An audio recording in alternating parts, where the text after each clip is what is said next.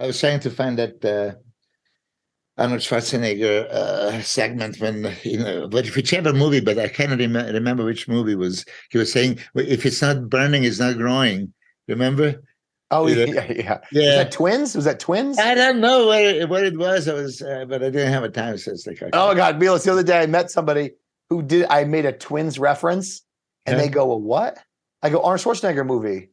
They're like, "Twins?" I'm like, "Yeah, with Danny DeVito and Arnold Schwarzenegger," and they go, "I've never heard of it." I'm like, "Oh my Yeah. gosh, oh Yeah. my gosh."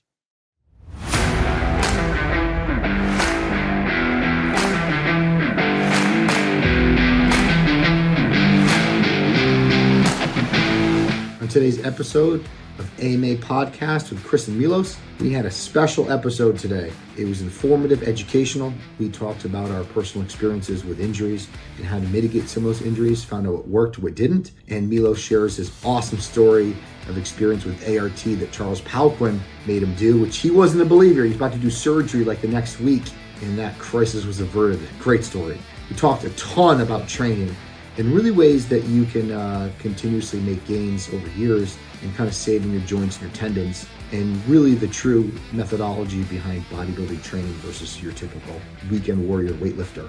We tend to get trapped into that way of thinking. And then we ended with digestion talk, the benefits of plain eating and really how beneficial that can be. As much as we all dread it and we always think that we need to use these sauces and spices, it's not always the answer for everybody. But if you have any questions, please comment below, subscribe. Also, if you're into flavor water enhancers, check out drinkmore.com. It's your mineral-based water enhancer. It tastes great, comes in lemonade and sweet tea. It's unbelievable. It makes me able to get my water down in no problem. I've already drank at least 2 or 3 of these today. I mixed the lemonade 50-50 with iced tea. Tastes great. Also, check out Telegram, Send it Piney Circles. I'll see you guys there. All right, guys, today we have something a little different. Milos and I are going to do a little educational corner, or I should say sharing some of our personal experiences. And then I'll obviously go over some experiences with what I've done with my clients as well. I'll go ahead and kick it off with the first question. This is something that I've always wondered, because today's day and age, we have all sorts of methods of corrective exercise, deep tissue massage, ART, Theraguns, all these things to help keep muscle tissue healthy, keep it functioning. Now, when we go back to the 90s, were guys regularly doing deep tissue massage, stretching, or any type of mobility or corrective exercise? I don't know what was available then. Yeah. Well, there was a few things available, but I'm going to tell you just probably even from my personal experience, myself as an athlete, but then also as a coach, knowing others. Yes, deep tissue massage was available always, but some cheap people like myself, I didn't give myself commodity of doing it quite often.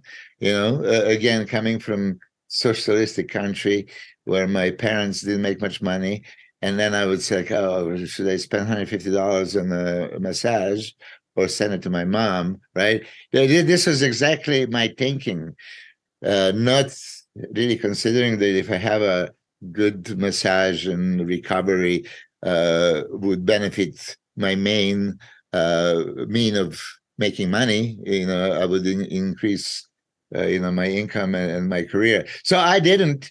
I know that Jay Cutler was going twice a week to California. I'm from Vegas to get massages twice a week regularly.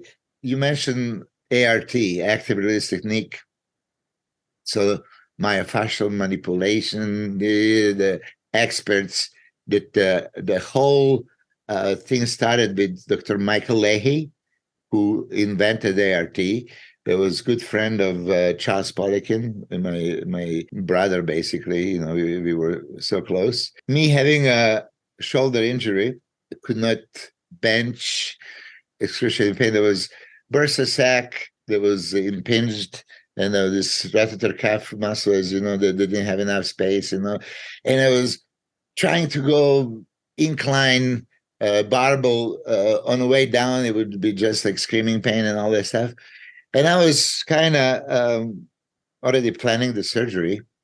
And then when I talked to Charles, and he goes, you know, you're not going to do the surgery.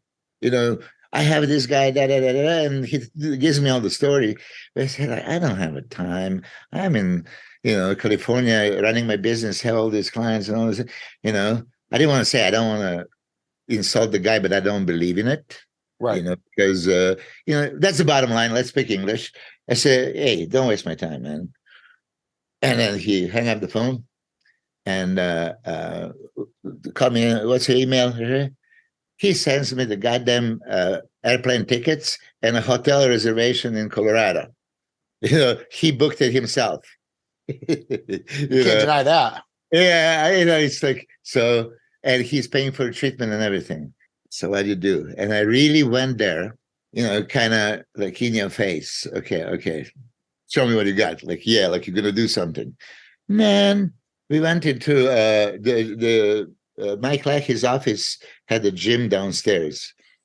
And he goes, okay, can you show me in the movement? So I went downstairs to do the incline barbell. And it was like, it doesn't matter the weight, really, just the positioning and angle. He just, yeah. He said, stop right there, right? And then do some passes. Try now. You're like, come on, man. Right. I'm not a kid. Don't do the show for me here. So I started doing it. It's like it was like hella much better, but I kind of didn't want to admit it because I was already ready to give him my speech, like bullshit, blah, blah, who are you kidding? It's like, oh my God. And then I did a few reps and he said, stop right there. And then did a few more passes. Man, I was going like right there, 315 on incline that I could not do for like ever at zero pain. Now I wanted the pain. I wanted the pain because I'm pissed off, but this doesn't make sense. Here they're going to tell me in one treatment, you're going to solve the issue. What year was this? That was late 90s. I mean, I don't know when they have I was, in the middle of my competitive career. If you look at the ART catalogs, okay, they use me for their second catalog because after that I became a non-questionable believer because he adjusted whatever he adjusted, did those painful, passes. I don't know if you ever did the subscapularis ART passes, screaming pain and all that stuff. Later, I mean, Charles, he always wanted to expose me to the goddamn pain, and then he did a pass, for my calves. Did you do an ART on your calves? If you want to ART my calves, I've done it on my shoulders. You really have a pick on somebody. You want to expose them to the most excruciating pain ever. Do the ART on the calves. It was like jumping pain. I had Dorian Yates being treated by Charles, Dennis James. I mean, we had Ken Shamrock. He was my friend at the time I introduced. Like, a bunch of people. But interesting thing is, he solved it. And Dr. Mike Leahy was going, for example, Donovan Bailey, sprinter from Canada. Yeah. He would have him before every race. He would just watch, how he walks, jumps, all this stuff and do certain things.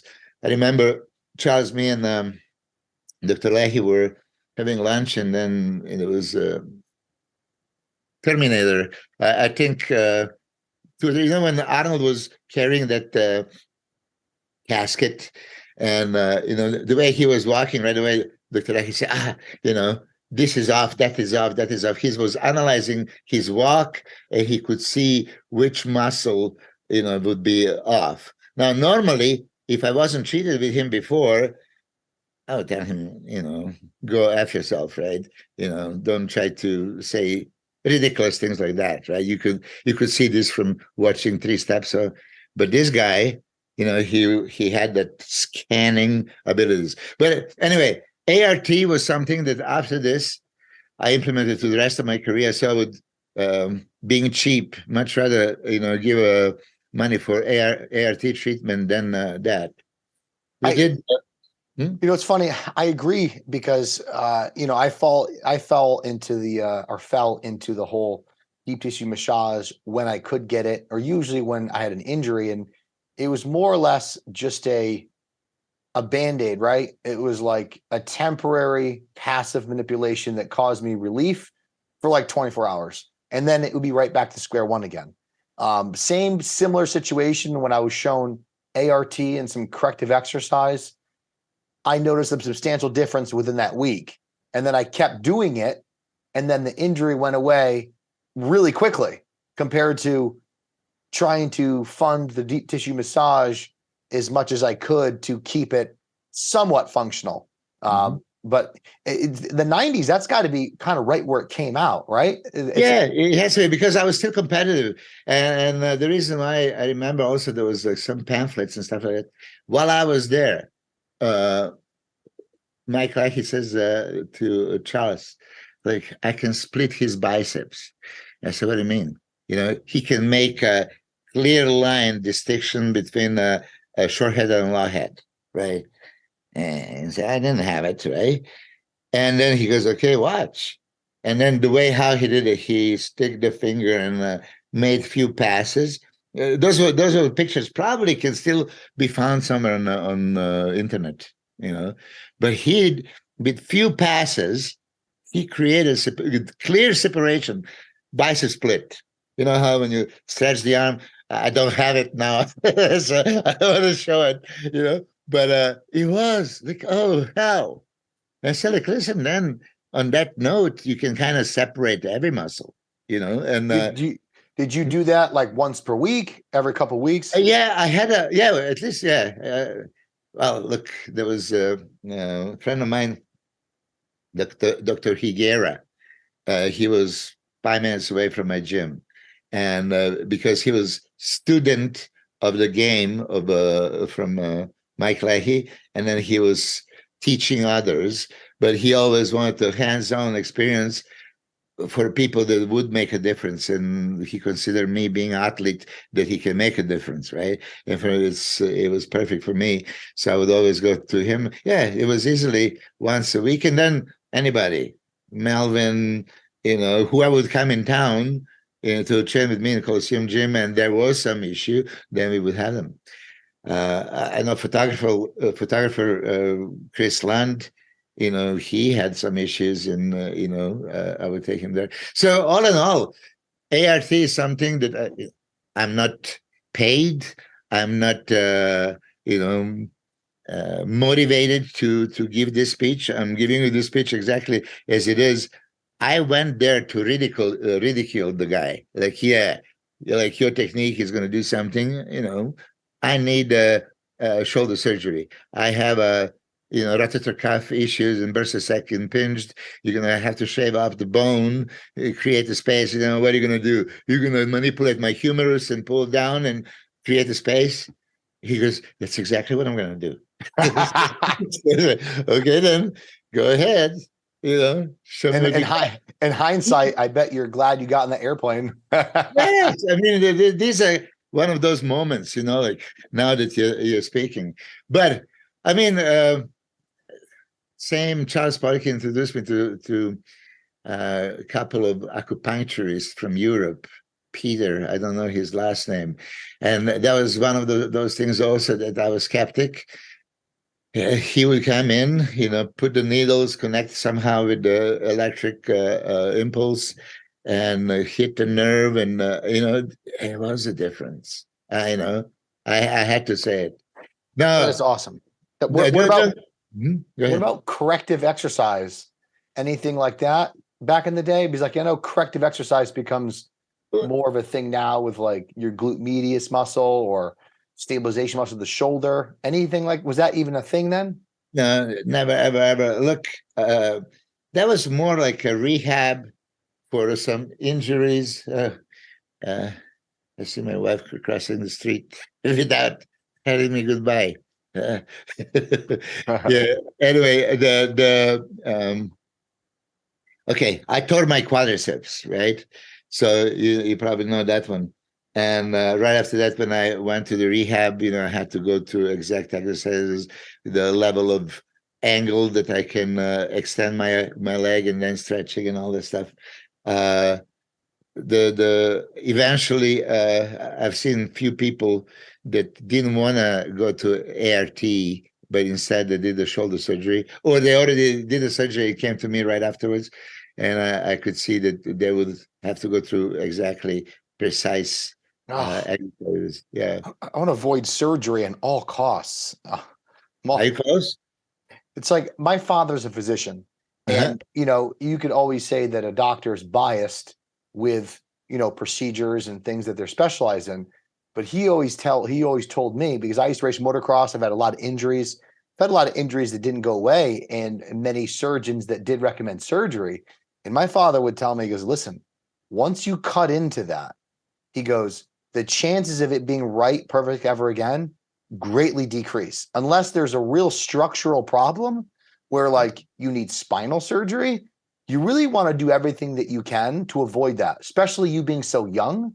He goes, so I would exhaust other options before you ever think about cutting into your shoulder.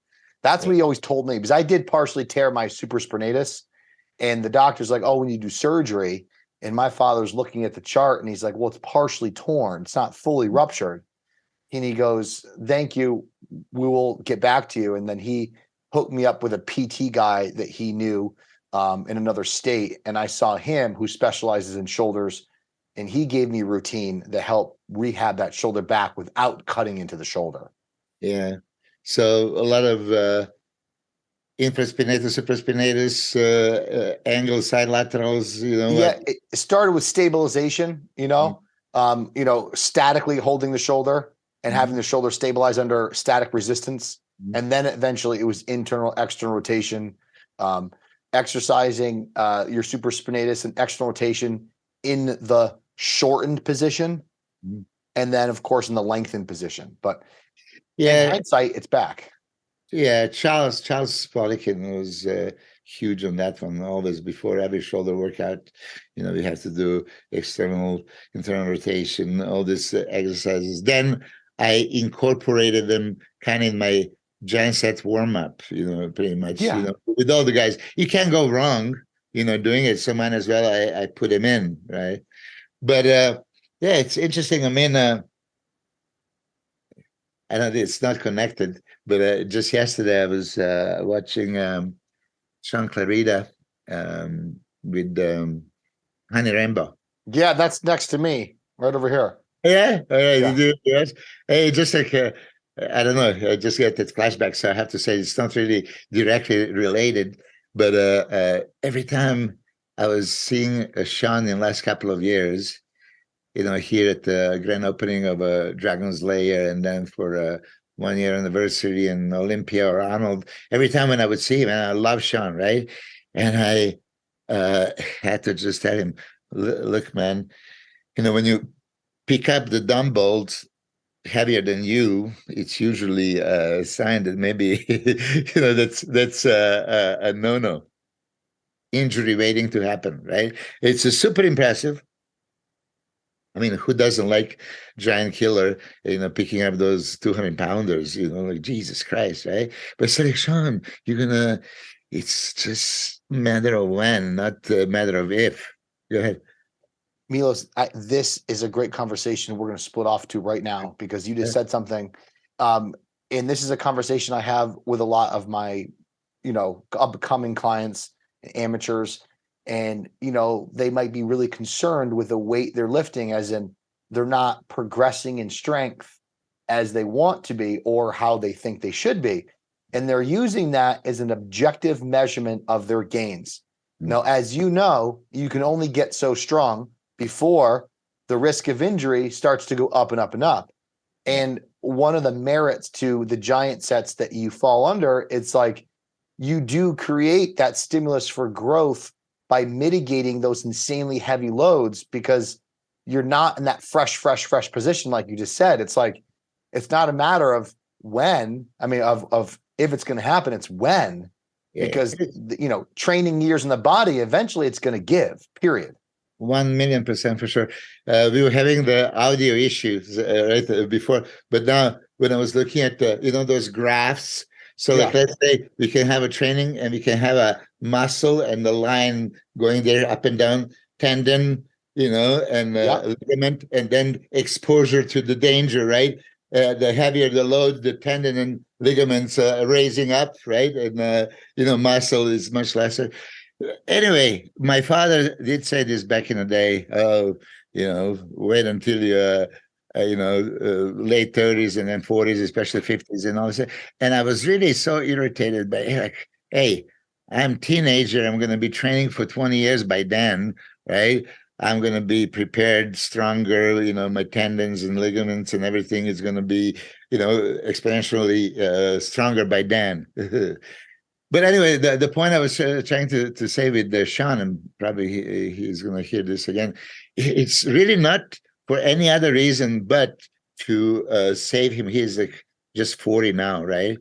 It doesn't need to go so heavy. So at the end of that interview, I guess he was training with Honey, and then I guess they lowered the load, and he had a little bit more emphasis on complete stretch. So he had a full lengthening and absolutely, full shortening and maximal contraction. And he felt, so much more. And that's coming out of Sean's mouth. So I can't wait, to talk to him. But you've been preaching this all the time. I've been preaching this all the time. Mind-muscle connection. Make the exercise hard for you. Make the exercise hard on your muscle, not on your body, not on everything. Yes. These kind of things. So, yeah. It's like moving in fuller range of motion creates a disadvantage mechanically. So therefore, that's one method of making sure that you're making the weight harder on the muscle you're targeting.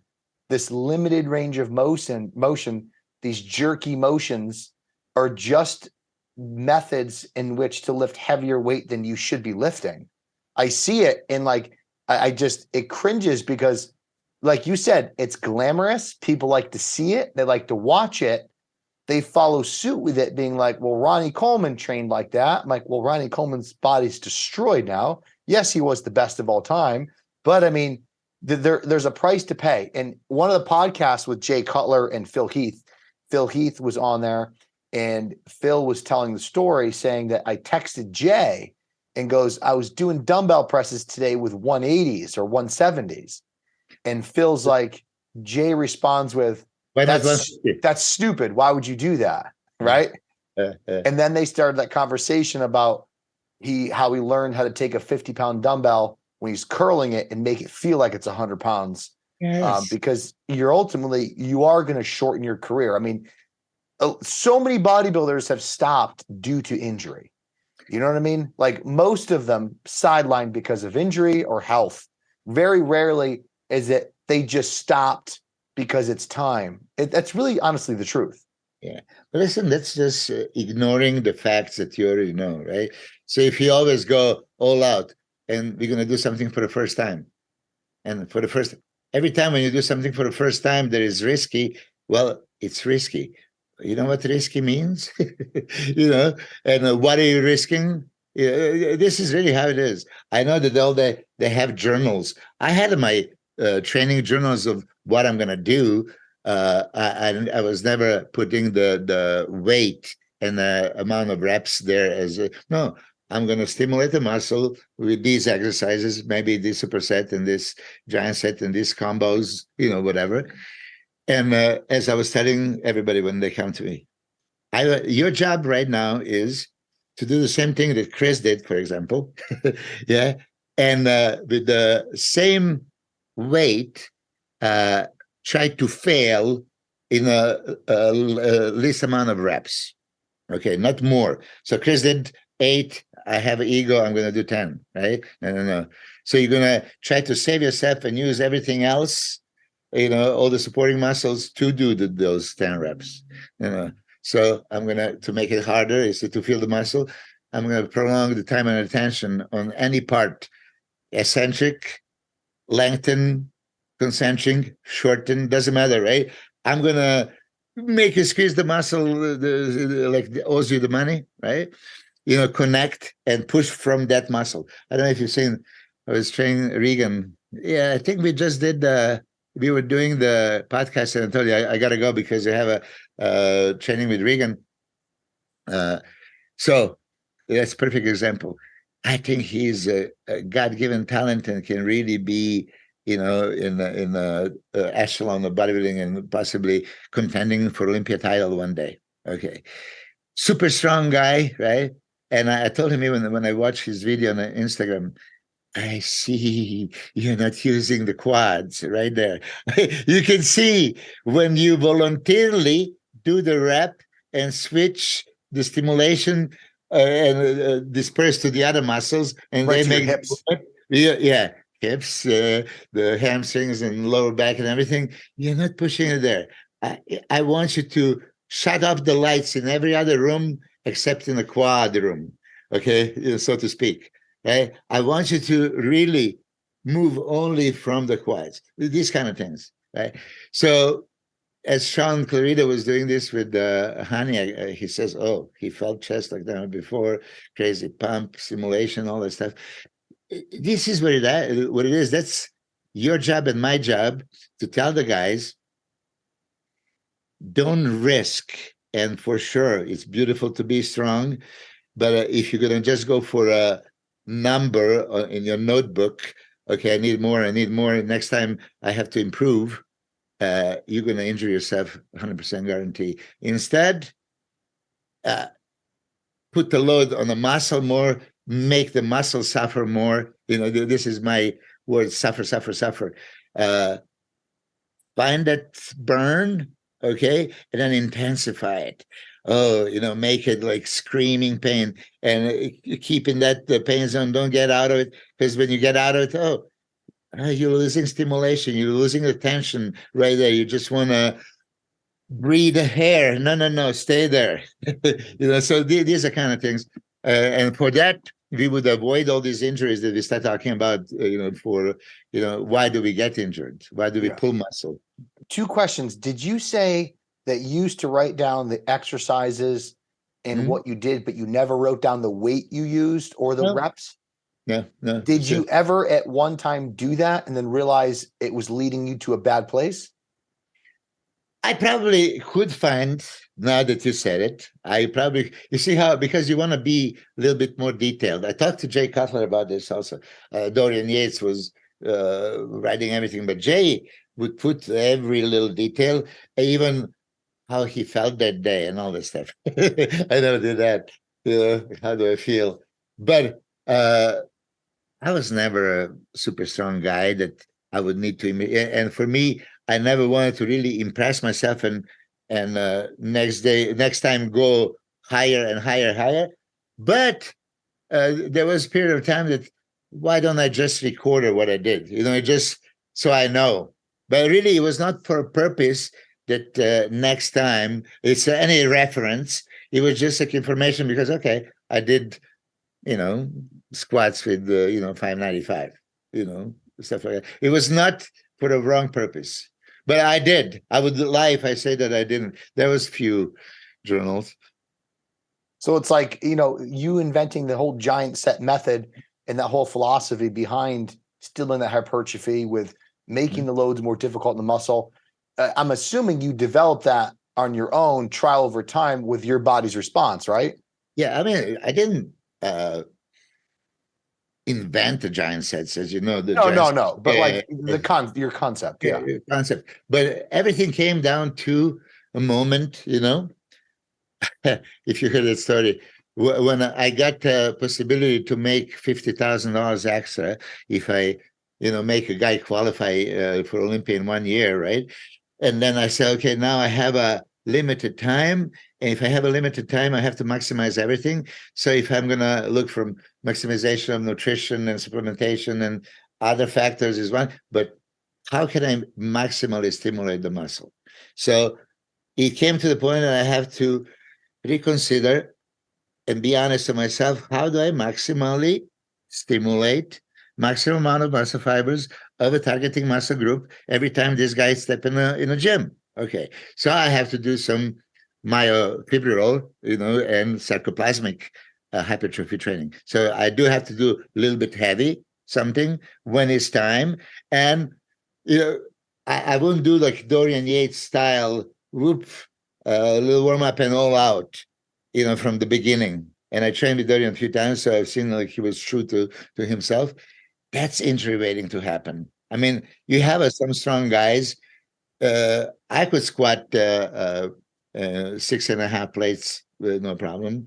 What are you supposed to do? Warm up with 2 plates and then go to 6.5, right? Yeah, no. Well, things like this, a bench, 1 plate and then put 4 plates, things like that. So I didn't do this, but I didn't want to leave the stimulus of myofibrillar hypertrophy specific, right? Heavy, but I would kind of exhaust him, warm him up, bring the blood in, by doing some supersets or drop sets or even giant sets initially. I mean, I mix and match. If you see some of my programs, if I just say I just did this, I would lie. I would prepare your tendons, ligaments, muscles, create that hyperemia, increase blood flow, nourish it, load it. And then when I think you're ready, then I would do some crazy super heavy. Because I would feel, because you're pre-exhausted kind of, so the load that you're going to use is not going to be crazy load that would normally burden your tendons and expose your ligaments and risk. But you're going to, now this load, if you can bench 5 plates normally, I would get you to the point that even 3.5 plates now is going to feel just as heavy. Yeah, right. I totally. So when you're saying, when you got to that point of heavy weight, you're not only we're in a little bit of a pre-exhausted state, you still maintain the philosophy of moving in a way to make that weight harder. Yeah. It's still, But you see, I would just stay away from breaking the world record every time you go to the gym, which those guys are trying to do. It's not important on the stage. Nobody goes, number 42, how much do you bench? Yeah. No. The number 22, he's benching 500 pounds. This guy, you're benching. And you know that, I don't know if you've seen my very first episode on bodybuilding.com. What was called Secrets of the Pros. Yeah. And I was doing a chest training with a kid. And I said the story, and that's honest to God truth. If you didn't hear it, it's very interesting. First time I went to the gym in Serbia. First time. And I've seen the guy that was benching 200 kilos, so that's 440. Yeah. It's respectful, like, oh, Jesus Christ. And had 0 chest. I mean, he had like nothing there. And then I had a guy that was doing 80 kilos, which is 176. Yeah. 176. I've seen it before.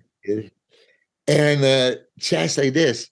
And I look at, there's second set and third set. And this guy would have a 0 pump and 0, you can see it's not moving from the chest. He's moving with everything but the chest. And this guy is just every inch is that was my first workout. Okay. Second workout, I went to the different gym, and I was 60 plus, I think 61, 62-year-old gymnast, right? But obviously training. You know how gymnasts had the crazy upper body and everything else, back, biceps, all that. He was doing pull-ups and having a conversation with a guy. I mean, he had to do well over 50 pull-ups, full range, up and down, up and down, up and down. Yeah, crazy. I mean, the guy was capable of doing over 100, but it's a gymnast. He looks like the easiest thing. It looks like if you and I would step on something, which I did actually, I confess for one of my videos, when I was doing a pull-ups, like an instructional video, right?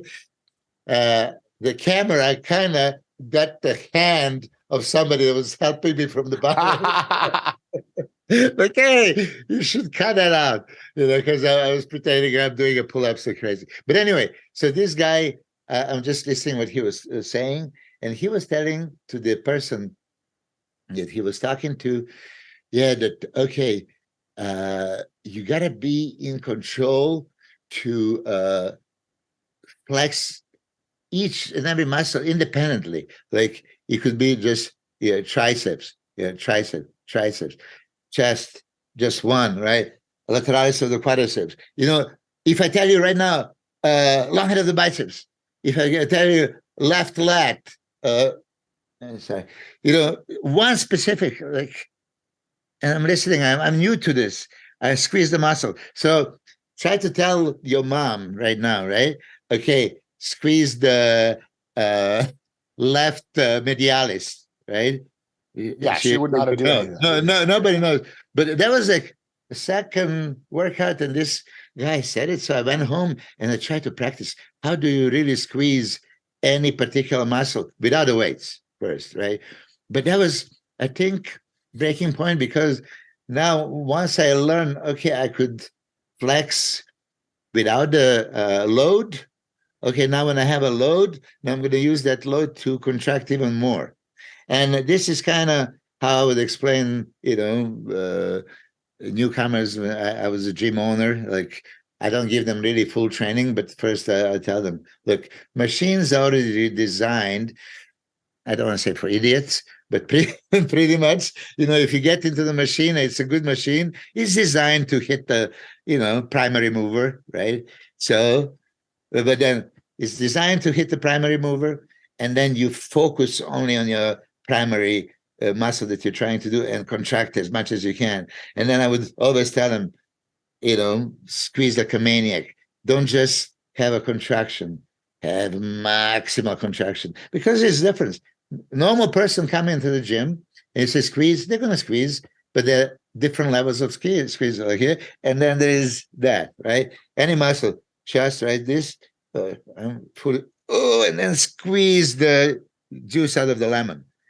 I always try to explain to people what you just said, but I also try to say that, like, if you're intending to target the upper chest and you're not feeling it in the upper chest, then you're having a lot of diminishing returns.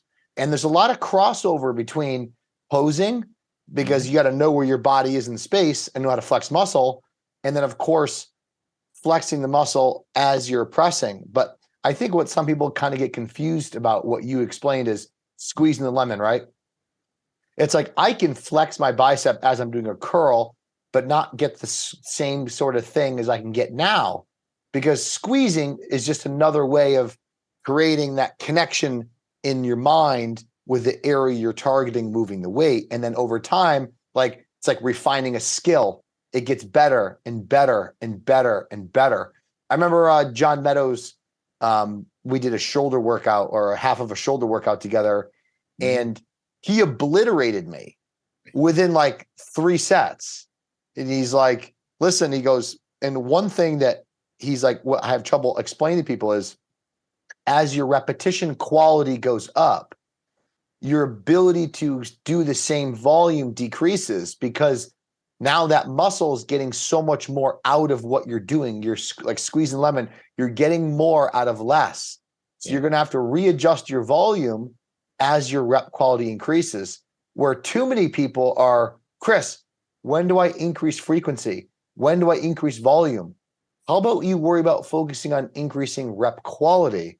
Because your rep quality, most cases, I'm sure you see it a lot. Well, you work with higher end athletes than I do. They're just not getting the most out of every rep to begin with. So why are we adding more and more sets yet, right? Yeah, but rep quality, that's a beautiful word, rep quality. What I was saying previously, if I tell you, I do 10 reps, you do try to exhaust yourself in 8. So make the rep quality, perfectly, but then increase other parameters too, like prolonged time on the contraction or the complete tension, right? So these are kind of things. But here, it just came to me as you're talking.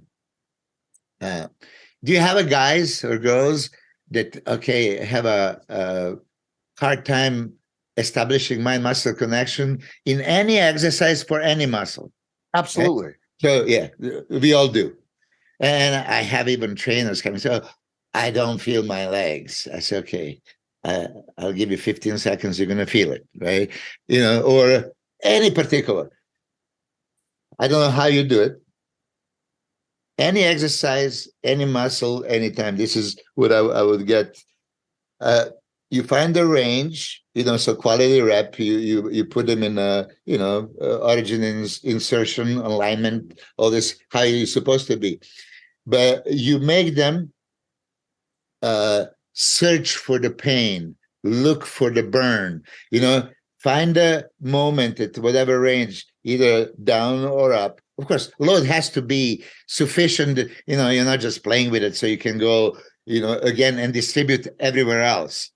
So I said, like, we are searching for upper chest fibers. I think that's what you said, upper chest, or that doesn't matter which muscle, but just for the sake of example, upper chest. And you're going to be in an inclined position, right? And you're going to be now go eccentrically. Take your time, okay? You're lowering only, you have only upper fibers, nothing else. Not delts, not triceps, not bones, not bodies, not here. You just have this one. So, and what you want to do, you want to maximally stretch. So as it goes down, bar is going down, chest is going up. Try to feel that stretch and wait for any first sensation of a burn. You're going to have to feel it. And even if you don't feel it on the way down for some reason, it's almost impossible, but for the sake of possibility, okay, so be it. Okay, now go super slow up, super slow up. It's going to for sure be a moment when it goes start burning, okay? It has to. And that's the first time, I established the burn where in the upper fibers of my chest. That's what we want, right? So this is very simplified and it might be irritating for some people, but this is really how I got pretty much hundreds of people. They come to my gym or they come to train with me and say, listen, I just don't feel this muscle, that muscle. This is how I find it. Anyway, just for Milos, what I say to people is this. I go, hey, I want you to do something for me. And I think I may have mentioned this to you before. I will say, what do you do for dumbbell presses for 10 reps on incline? And they will go, well, I can do 100 pounds for 10 reps, say on incline. And okay, is 10 reps to failure? Yes, 10 reps is to failure. Okay, what I want you to do is to grab the 80s or 75s. And I want you to reach failure by 10 reps. Mm-hmm. And their first response is, well, how's that possible? I'm like, I'm not going to tell you how. I just want you to make sure you do. If your life depended on it, how would you make that weight harder and be able to create a lighter load to reach failure by the 10 reps, the same weight you'd use in heavier, same reps you use in heavier weight? And they go, okay, I'll give it a try. And sure enough, I get a message that day being like, oh my gosh, my chest was on fire. I felt like I was going to throw up. It was so nauseating. I'm like, okay, now we're on to something. I go, what did you do? Full range of motion. I stopped the weight at the bottom. I squeezed and I pressed. I decelerated, squeezed and I pressed. I'm like, okay, great. Now I want you to take that concept and apply it to other things. And that's pretty much it. It's funny. Instagram is a highlight reel, and obviously doing super slow technical things and mind muscle connection doesn't get the views heavy lifts do. So obviously strong bodybuilders will post their top lifts, and it gives the perception that other people think that they're doing that all the time, and they're not. And that's the hardest thing to break for people, because people are in the gym weightlifting, ego lifting, and they wonder why they're not changing. And I always say this: if you keep doing what you've always done and you're not getting anywhere, then something needs to change. Just doing more gear and more weight and more reps and more volume, more frequency, it's not going to work. It's not going to work. Yeah, absolutely. I mean, what you said is pretty much exactly what I said. Try to fail sooner, right? Or you were telling it to fail with instead of 100 pounds, 75s or 80s. Yeah, the exact same concept. It's just a totally different way of wording it. But after I just posted 3-4 days ago on my Instagram also, it just came to me like this, watching Regan doing the legs, right?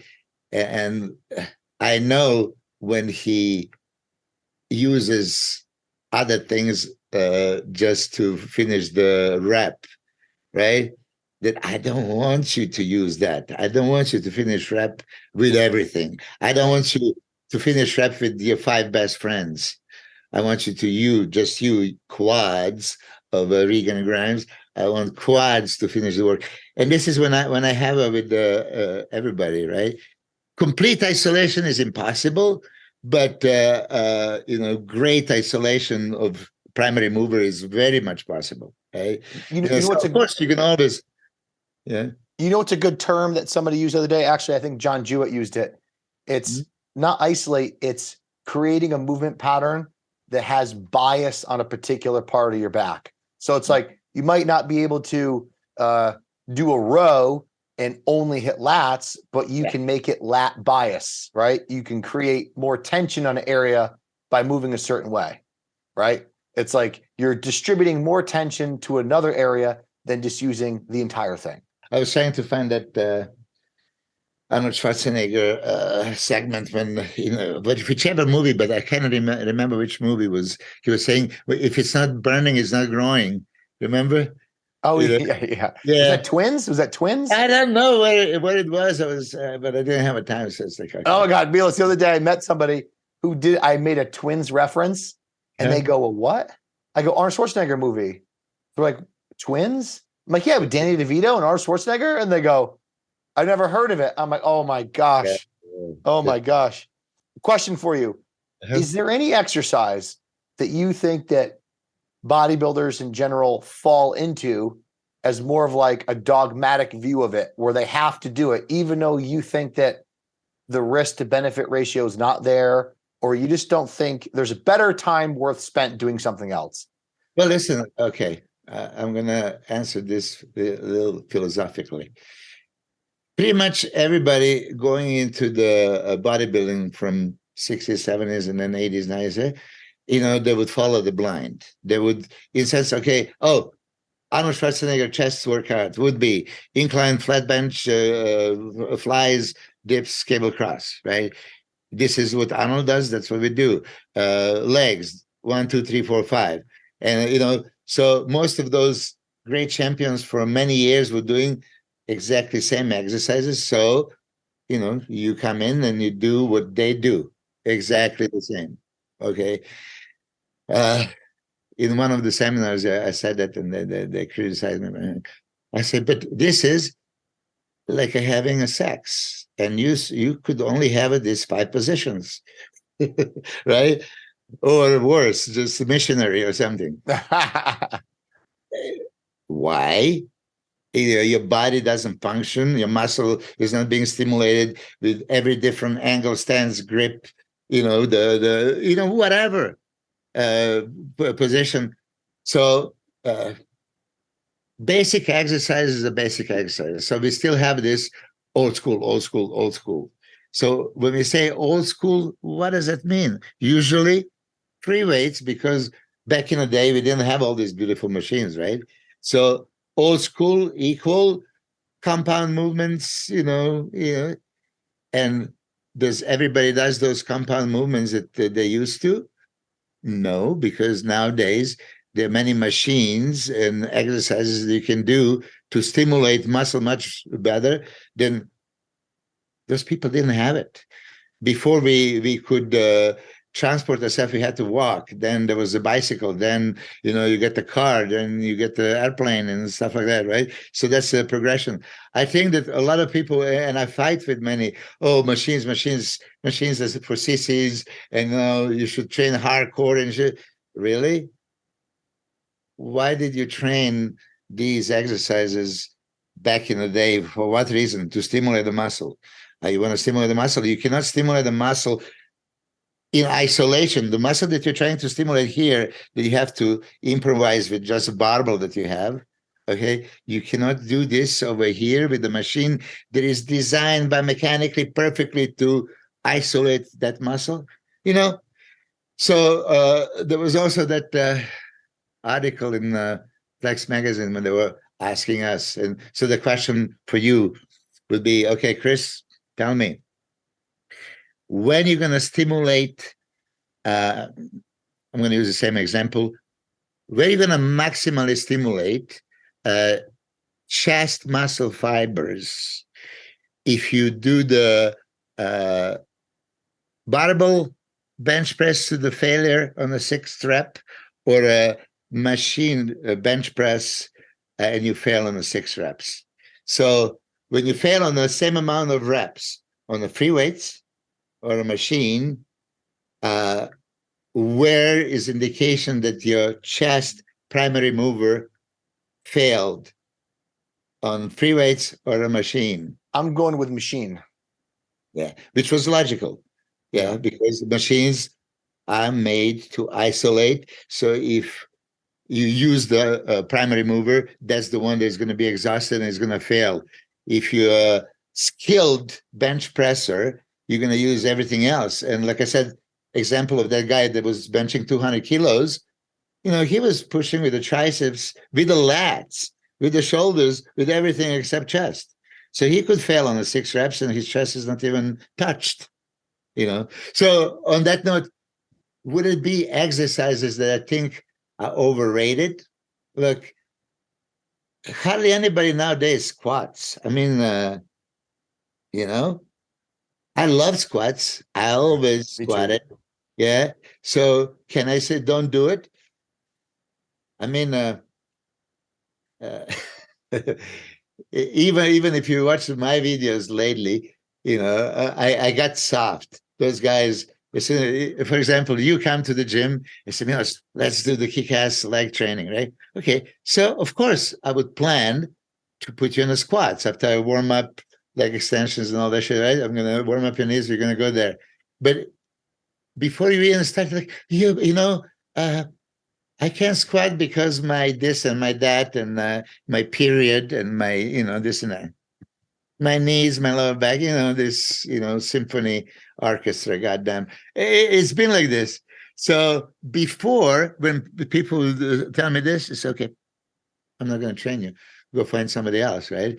But I've been, softer lately and I let them get away with it.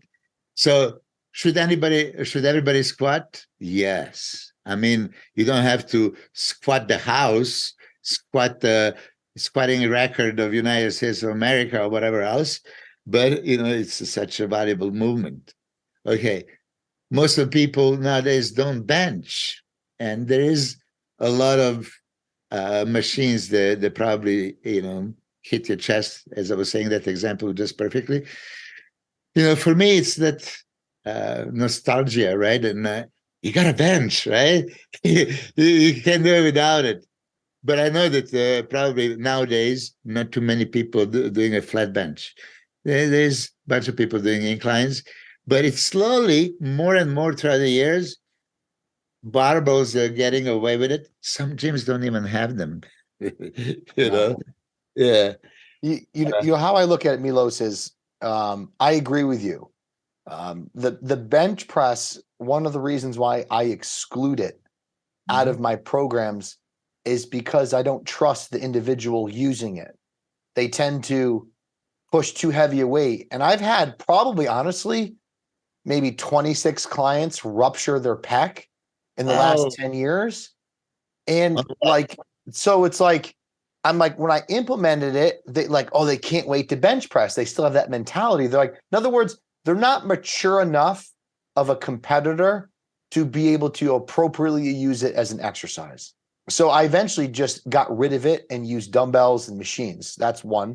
Two, the squat thing, which I find interesting what you said. You said you get people into the gym, they want to go through a hard workout. As soon as you put them on the squat bar, they put their tail between their legs. I can't squat, my knees, my back. I can tell you this, and this is the cycle that people fall into. And luckily, now I'm almost 40. I can squat again and my knees are okay.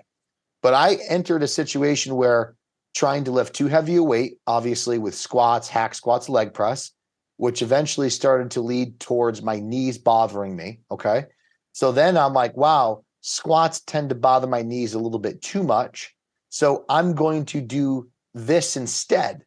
And then when I did this instead, it started to retrain my body's mechanics not to squat properly, right? Because now I'm not going through that motion of a proper squat. So as time went on and on and on, my functionality decreased. And then every time I tried to squat, it would hurt more. So instead of looking back and saying, I got to fix this problem and address with it, I just ignored it and went to more machines, more machines, more machines. So eventually I had severe chondromalacia in my knees. I had beginning signs of arthritis in my knees. My knees would swell 5 out of 6 days, 7 days a week. And then when I stopped bodybuilding, one of the reasons I stopped bodybuilding was because of my knees. Fast forward all the way till now, my legs are gaining drastic size back. I have no more knee pain. I can squat now. I can deep leg press with my knees all the way to my shoulders. I have no issues. I get great connection in my quads now than I haven't since I was like 27 years old. And it's because I lost that functionality within that movement, making it unable to do the movement. The more you avoid a movement because it's problematic, the further you get from actually doing it ever again, right?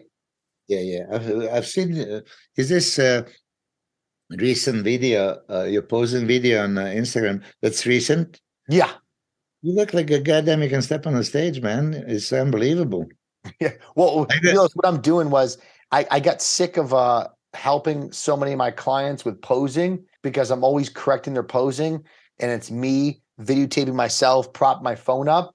So I'm like, you know what? I'm going to make a module series on posing and I'm just going to get shredded for it. Like I'm pretty lean right now.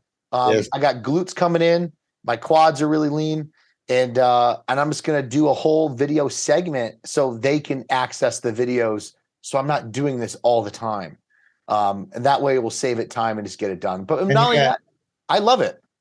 When you're in this kind of condition, Chris, and I'm going to say publicly here, you should goddamn compete. I mean, beautiful physique and already shredded, know how to pose, know how to present it, have everything, shape, size, V-taper. I don't know if you can see this, but that's my light's terrible. Can't see it. I've seen the other one. I mean, your posing instructions were on a point. I commend you for it. You made a very valid points and make it simple. And the angles they were doing, muscles was popping, so they can identify seeing it. I commend, but you should compete absolutely positively. I'm not joking. This is how that whole story. 2006, like right now, you are sick and tired of this and that, so you're gonna get shredded, so you can do these videos and so I was training with the guys. Okay, let me just rewind a little bit. The guys came 2006, and so I would tell them, the 4 guys, I said, we're going to do this and this, and the giant said this, and they said, bullshit, this is not possible, right? And that's so you say, what? It's not possible? And I was not even in the training, and I just right there in front of them did 1, 2, 3, 4, everything that I told them that I want them to do, and they say it was impossible. Now, old man, a retired guy, did it. They had to shut it up, and then they did it, right? And we did this a few times. They said, hey, why don't you train with us? And I said, you know what? Why not? And accidentally, I got in shape, just like you now, right? He said accidentally, but and I'm looking, God damn, let me pull this Arnold Schwarzenegger 1980 when he was going as a commentator in Australia and just pulled the athlete number and competed and won 1980 Olympia, right? So that crossed my mind, right? And you heard the story when with Jay Cutler. We went to 2006 European Grand Prix Tour, but I had 5 guys in Austria, so I was too busy. But then next day in Romania, only Hidetada was going, only Hide. I said, I can do this. I'm just gonna. I took my diuretic night before, and I wake up bone dry, everything perfect. I carb loaded like a maniac night before and all. So everything was perfect, but I need to shave because I was too busy. I didn't have a time. I shaved my whole front, and I just needed somebody to shave my back. But that's when Jay Cutler called, hey, can you put the collar on me? And the whole story, because of putting a collar, I didn't have a time to shave, anybody to shave my back, so I didn't compete. I really regret it. and there's a picture of me and Jay. You probably saw it, showing the abs and seeing the legs. Yes. Okay, I was ready, like you. Like you right now, the video that I see of you, it's deja vu of me in Romania. Like, I'm ready. I'm a IFBB pro, and there's a contest right here. I should just pick the number. I'm hairy monkey. I mean, if you see my back, it's like comical. It's like, yeah. So I just needed that one person, but I didn't tell anybody. I was just considering when I showed up in Romania. I've seen my legs, razor sharp abs, everything. Oh shit, I'm doing it. So on that note, why would you not compete? There's a bunch of shows coming up. Chris, you're ready. There's a possibility, Milos. There's a possibility, and I Okay, know good. like Good. doing something for so long, it's easy for me to get in shape. Like, in other words, Milos, if I told you what I was doing, you'd be like, "What?" I only weight train 3 days a week. I bodybuild Friday, Saturday, Sunday. I box Tuesday, Wednesday, Thursday. I'm not doing any cardio outside of the 3 hours of boxing. My diet has been exactly the same every week for the last 5 weeks. I haven't had to change anything. I'm not using any fat burners, no Clen, no T3, nothing like that, no Tren. This is interesting. Can you tell us your diet? Because I want to know. So so breakfast is 50 grams of protein, 60 grams of carbs, 5 grams of fat. That's always been the same. Meal 2, 3, and 4 is 30 grams of carbs, 50 grams of protein, just the fat that's in the chicken. So it's 5 grams of fat. I do quite a bit of vegetables, not as in the large portion wise, but I'm a big variety of vegetable guy. So it'll be like a kale salad with vinegar, cherry tomatoes twice per day. One of the meals is asparagus. And then at dinner will be 50 grams of protein from bison, which is end up being about 20 grams of fat. And then that meal will be about 30 grams of carbs from carrots, Brussels sprouts, and green beans. And that's what I've been eating. And honestly, like one day a week, I'll refeed as I need. You know how it is, right? It's like you're cruising, you feel fine, weight's dropping, fatigue's manageable, everything's looking good. And then all of a sudden I'm like, man, I start to drop weight fast and look flat. And then I'll bring my carbs up to maybe 60 grams of carbs per meal for 2 days, and then reset, assess, and then go back down again. Okay. But then your normal meal, 2, 3, 4, you said 30 grams of carbs. What are your choice of carbs? I mean, because in meal 5 is carrots and shit. What is here? White rice. White rice. Yeah. So basically 120 grams of rice, right? It's 100 grams of rice. Cooked rice is like 27 carbs. Yeah. So I have 150 grams. I have what am I saying? I have 90 grams of carbs of rice total, and then I have 60 grams of carbs for breakfast, which is 2 pieces of Ezekiel bread, and then 30 grams of carbs from cream of rice. Wow. And boxing days and weightlifting days, same diet? Same diet. However, because I weight train Friday, Saturday, Sunday, Friday, I usually have the higher day to carry some glycogen over those weight training days. Like boxing, I'll be honest with you, like boxing's obviously very demanding, but it's rounds and I can pace myself. Yeah. So like I noticed that when I'm depleted, I can still box, but when I'm depleted, I'm not very strong in the gym. So I find that carbohydrates tend to be more valued with my weight training than they do with boxing. You look fresh, and you don't look catabolic whatsoever. You look lean. And like I say, why would you do the cardio? You don't need the cardio if you look like it. Why would you do the cardio? Yeah, no. But man, so that's 250 grams of protein, right? Then you have a 5 meals of 50. Correct. Yep. Yeah. That's only 1,000 calories, right? Yeah, it's low. It's low. Yeah. I'm very sedentary during the day. So like I'm at my computer almost most of the day, I'm not ambulating a lot.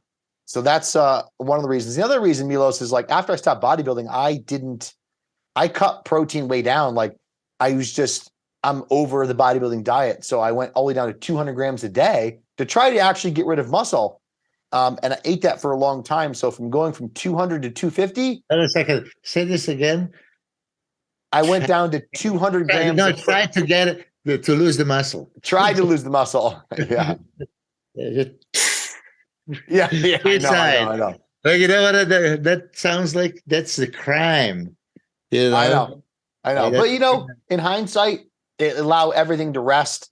My body's refreshed. My digestion is just flawless. Like, I don't have any problems. Like, I'm knock on wood. Like, I don't even feel like I'm in prep. Like, I'm okay.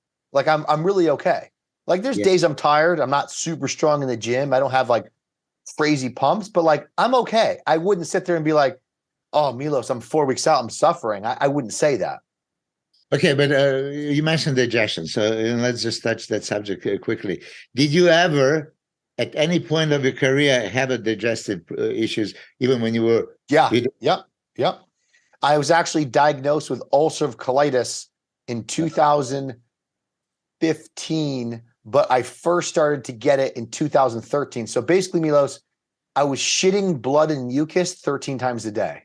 And it's information from my innocent ears. Yeah, it got worse and worse and worse over time. And I said to my dad one day, Dad, like, dude, when I went to go to the bathroom, I felt like I had to shit. And when I shit, it was just this like foul smell, not like normal shit. And I looked down the toilet and it was mucus and blood, but no stool. And he goes, oh boy. And I go, I'm not dying of cancer, am I? He goes, no, that would be, more black stools. That would be more a problem. He goes, but you obviously go get a colonoscopy. So I got a colonoscopy and they're like, dude, you have ulcerative colitis. And Milos, I don't have any type of irritable bowel disease in my family anywhere. I brought this on myself. And at that time in my life, I was really stressed, going through divorce, still pushing myself with weight training, ignoring all the signs of needing rest, just pushing. I had sores inside of my mouth. Like, I was just pushing my body to no end. And I ultimately caused myself an inflammatory disease, which fast forward to now is completely gone.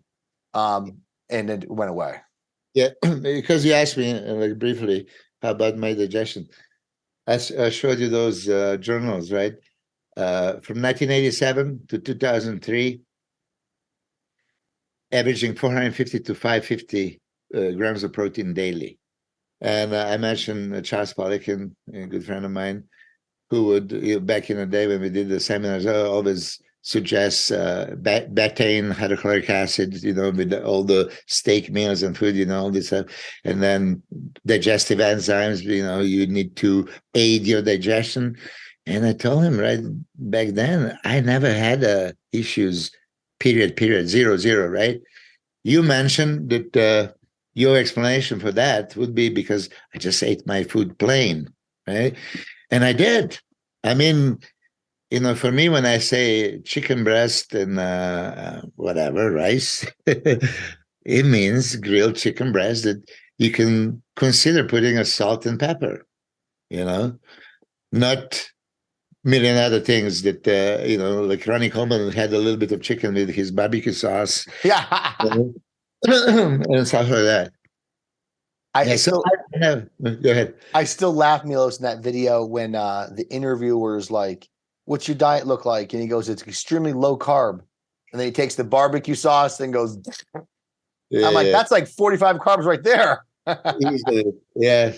I mean, it's just interesting how monkey see, monkey do. I mean, my wife is from Japan. All these Japanese people were ordering boxes of the barbecue sauce from here because Ronnie does it, right? It's like, oh my God. And then they will start using it just because Ronnie does it because he's supposed to. That's good for you.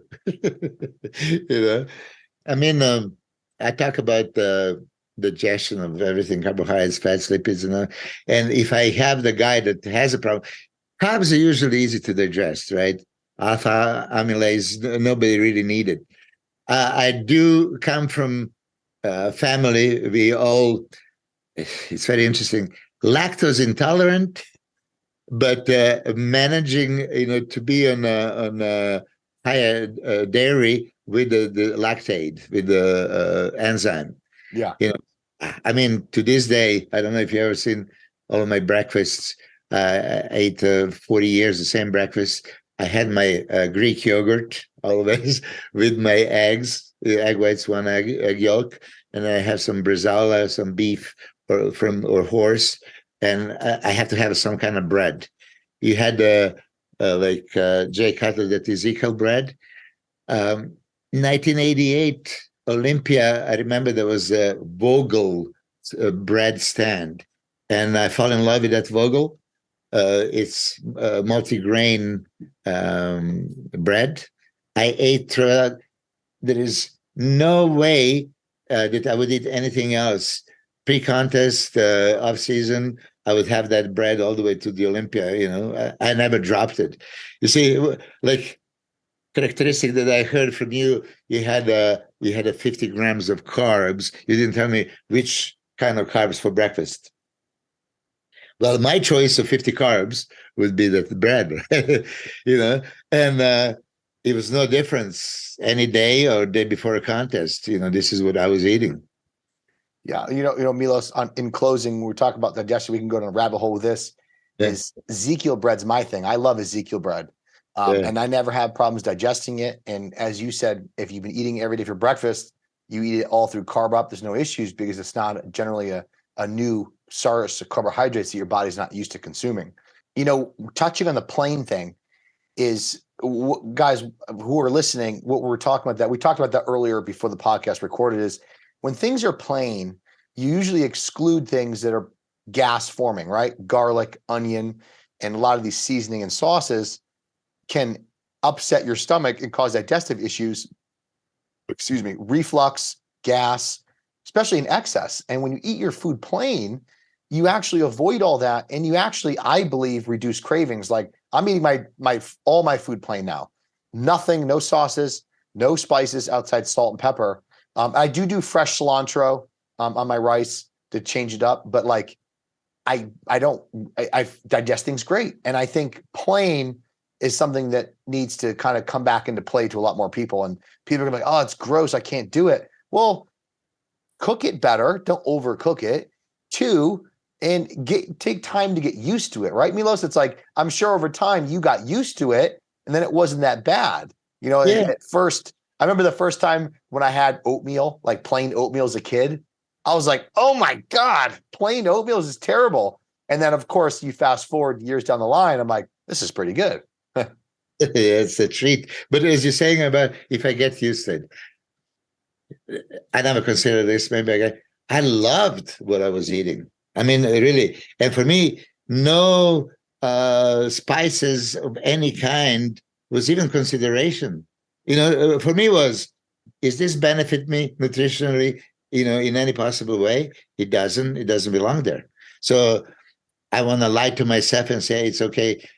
I don't believe it's not butter or whatever. Yeah, I don't believe. Yeah. So I don't believe it, and I'm not going to take it.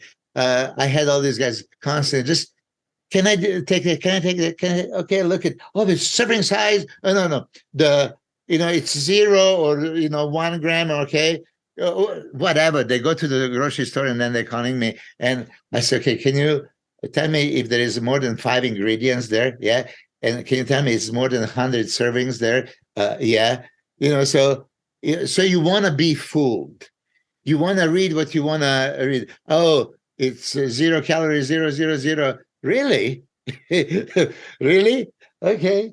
No, you can't have it. So anyway, I would tell all my people, don't. You need salt. Salt is very valuable. I want you to be on, higher salt, unless you're, hypertension patient. I think this is one thing that most of the people are missing. They're so afraid of salt because of general consensus. Oh, you're going to be holding water, and nobody wants to hold water. And athletes, the train with the weights, they need so much salt. I would give them, as my father said from the very beginning, salt and water. Salt and water. That's prerequisites in World War I and II. That was most important, to have salt and water. How many people would cut the salt as soon as 16 weeks out. You know, they're cutting this out for what possible reason? You know, Yeah, but that's a whole other can of worms. yes. You know, what a great conversation today. Kind of flowed really well. I believe a lot of information we covered is very valuable, and I hear a little bits of this information all the time in podcasts, but I just don't think that it can be said enough in regards to training approach, even mitigating injuries, you know, directing towards the right way to help, you know, manage injuries and function. ART is one of them. But man, great podcast today. All right, Chris. I'll see you next Tuesday, right? Yes, sir. Yes, sir. All right, Milos. You have a good day, buddy. You too. Take care. All right. Okay. Yeah. Time went flying. Shit. Time Yeah. is flying. Yeah, I'm just gonna do the outro. I'm gonna keep it recording, do the outro, and then we'll get going. We got the hypertrophy coach next week. You know, Joe Bennett, and I think that'll be a really good conversation. Yeah, he is a great guy. I mean, yeah, I can't wait. Tuesday, 9:30, right? Yep. No, it was 9:30. I believe so. Yeah, whatever it is, we'll confirm it. Okay, I don't know how to do this outro, but yeah, by all means, yeah. Sorry about what was happening. I hope it was not on my side. Hey, don't worry about it, Milos. We learned and we learned and we learned. I don't know what it was either, but it didn't happen. We got our podcast done. Yeah, you gotta compete. I mean, seriously, I am not blowing the smoke up your ass. You look so fucking good, and you're ready. And We'll put it like this, Milos. In 3 weeks, I'll be rest of the way ready, and I'll send you my pictures, and I'll get your opinion. All right. All right. I was already so impressed that I was going to say, but do that 3 weeks from now. 3 weeks from now. All right. All right, Milos. Take care.